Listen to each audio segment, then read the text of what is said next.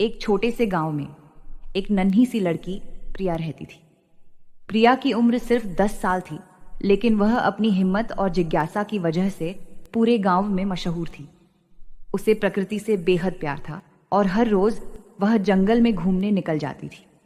जंगल के पेड़, पक्षी और छोटे छोटे जानवर उसके दोस्त थे। वह उनसे बातें करती, उन्हें कहानियां सुनाती और उनके साथ खेलती रहती थी। एक दिन जब प्रिया जंगल में गहराई में गई तो उसने एक ऐसा पेड़ देखा जो उसने पहले कभी नहीं देखा था। यह पेड़ बहुत बड़ा और रहस्यमय था। इसकी पत्तियां चमकती हुई हरी थीं, जैसे वे सोने से जड़ी हों। पेड़ की शाखाएं आसमान की ओर बढ़ी हुई थीं और इसकी जड़ें जमीन में गहराई तक फैली हुई थीं। प्रिया को यह पेड़ देखकर बहुत हैरानी हुई। वह धीरे धीरे पेड़ के पास गई और उसे छूने की हिम्मत की।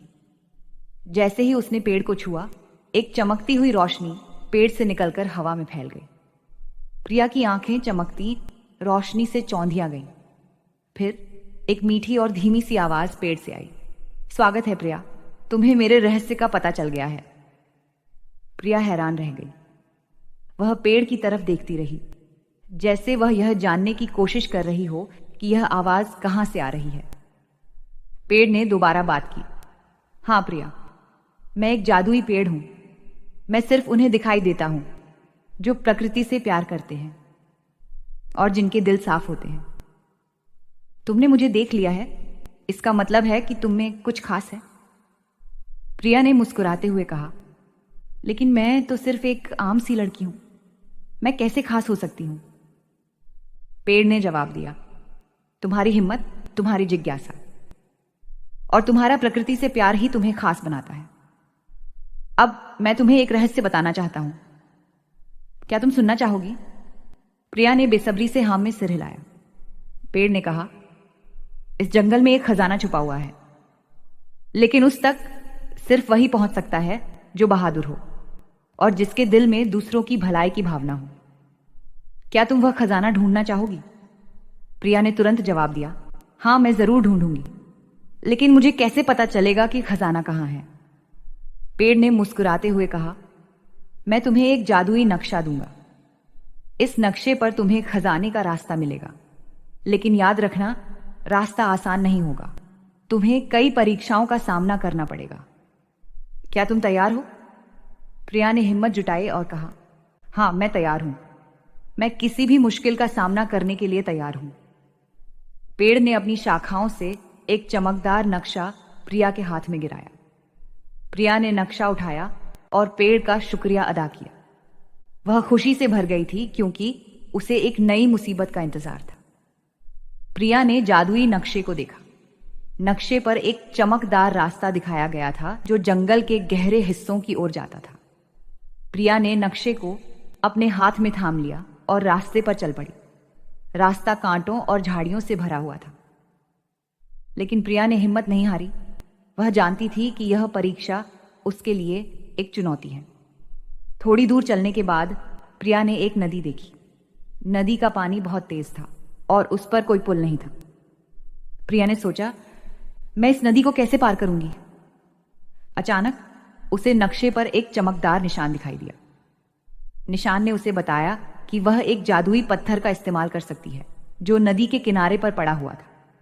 प्रिया ने पत्थर को उठाया और उसे नदी में फेंक दिया। जैसे ही पत्थर पानी में गिरा, एक चमकदार पुल प्रकट हो गया। प्रिया ने मुस्कुराते हुए पुल पार किया और आगे बढ़ गई। अगले चरण में प्रिया ने एक बड़े से गुफा का सामना किया। गुफा के अंदर अंधेरा था और उसमें अजीब सी आवाजें आ रही थीं। प्रिया ने हिम्मत जुटाई और गुफा में प्रवेश किया। गुफा के अंदर उसे एक बड़ा सा ड्रैगन मिला जो खजाने की रक्षा कर रहा था। ड्रैगन ने गरजते हुए कहा, कौन है जो मेरे खजाने को चुराने आया है? प्रिया ने निडरता से जवाब दिया, मैं प्रिया हूं और मैं खजाना चुराने नहीं बल्कि उसे ढूंढने आई हूं। मैं इसे अपने गांव वालों के साथ बांटना चाहती हूं ताकि हम सब खुशहाल हो सकें। ड्रैगन ने प्रिया की बहादुरी और नेक नियति को देखा तो वह नरम पड़ गया। उसने कहा, तुम्हारी हिम्मत और अच्छे दिल ने मुझे प्रभावित किया है। मैं तुम्हें खजाना दे देता हूं, लेकिन याद रखना, इसकी ताकत को हमेशा अच्छे कामों के लिए इस्तेमाल करना।